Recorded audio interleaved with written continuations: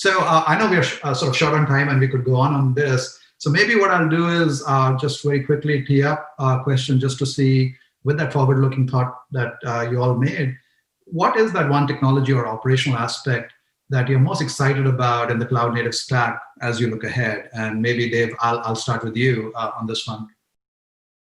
Oh, this is the toughest question. Just because there's so much out there that I'm kind of excited about. But there are things that, that are very simplistic that provide a lot of value.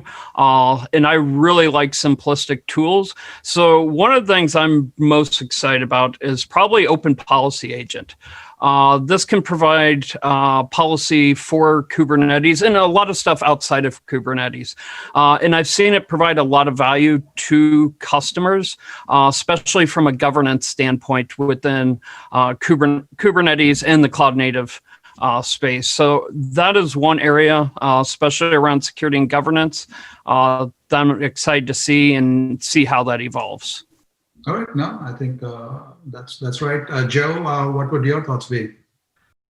I'll cheat and give you two. On the operational side, I'm particularly interested. Dave mentioned this sort of the kind of the advent or intersection of GitOps and Kubernetes, and a project that Red Hat recently jumped into was Argo CD, working with Intuit and others, and we have plans to bring that into OpenShift. We think that's critical for both a GitOps-based approach for application deployment, as well as for how you deploy and manage multiple clusters and so forth. And so we see use cases on both sides.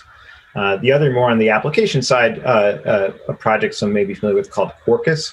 And Quarkus is around cloud-native Java, right? It's about taking Java, which is dominant in the enterprise. There's millions of apps out there, and really making it fit a container and event-driven kind of profile, right? So the challenge with Java is the JVM, but what Quarkus is doing is leveraging precompiled code using Graal VM, which means that it can be run in a very small footprint, load very quickly, which makes it well suited to Kubernetes environments and to serverless environments where you need to sort of spin up and spin down services very fast.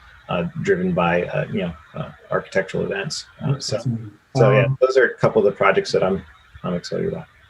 All right, Danny, we'll come back to you then.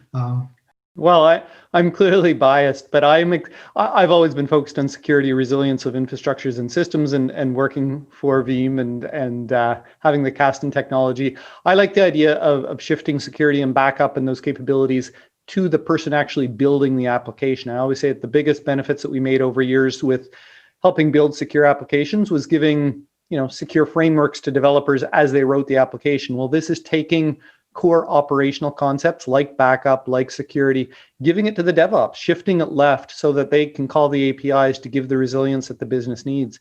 Anytime we try and bolt that on after the fact, it typically fails. So I'm most excited by what Veeam and Canister and the various projects that look at this are doing to solve this problem.